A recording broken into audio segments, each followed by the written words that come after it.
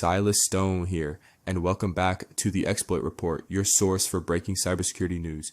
Today we are looking at 3 major cyber threats making waves: 1 targeting AWS misconfigurations to launch phishing attacks, another disrupting government operations across multiple states, and a massive botnet launching DDoS attacks against telecom and gaming platforms. First up, Palo Alto Networks Unit 42 has uncovered a threat actor exploiting misconfigured AWS environments to deploy phishing campaigns.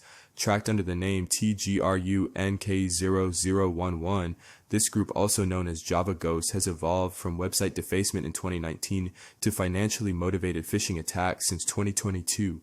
These attackers are not exploiting any AWS vulnerabilities directly. Instead, they are taking advantage of improperly secured AWS environments where access keys are exposed. With these keys in hand, they infiltrate Amazon Simple Email Service SES and Workmail, sending phishing emails that appear to come from legitimate sources. This makes their attacks highly effective, bypassing many email security measures.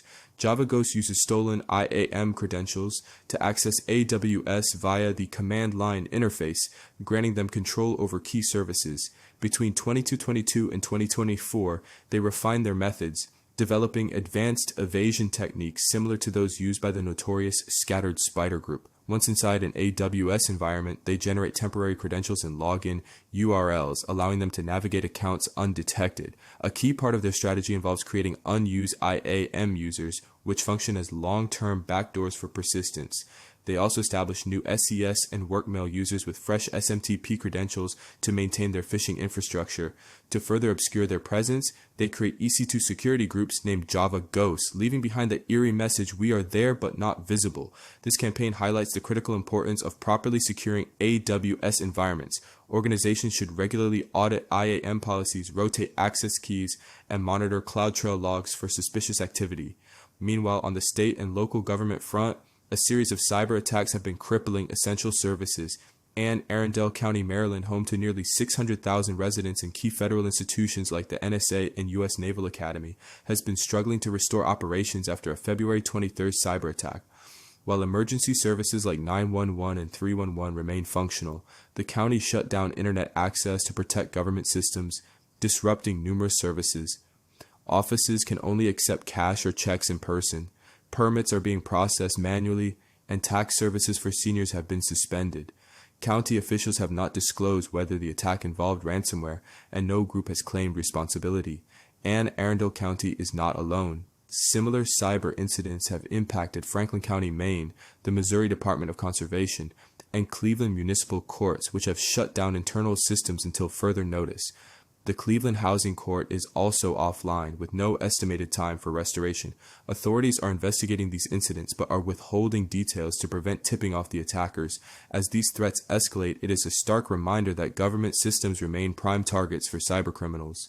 In other news, researchers from Nokia, Deepfield, and Grey Noise have identified a massive botnet, tracked as 1111 bot, that has compromised more than 30,000 security cameras and network video recorders.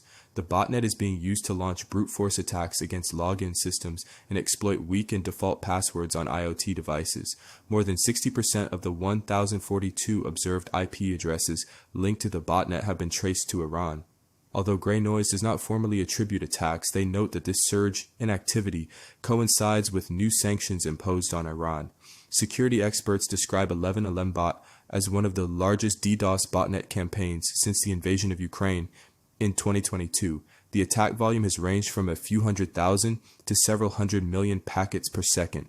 Researchers at Census identified 1,400 IP addresses potentially linked to the botnet, while Grey Noise has detected activity from 1,042 IPs in the past month. The botnet is specifically targeting vulnerable camera brands such as VStarCam that have hard-coded credentials. To mitigate the threat, experts recommend securing IoT devices by changing passwords, disabling remote access, updating firmware, monitoring network logs for unusual logins, and blocking known malicious IP addresses. That is it for today's exploit report. Stay vigilant, stay informed, and make sure your security posture is locked down. Until next time, this is Silas Stone signing off. Make sure to like the video and subscribe to the channel.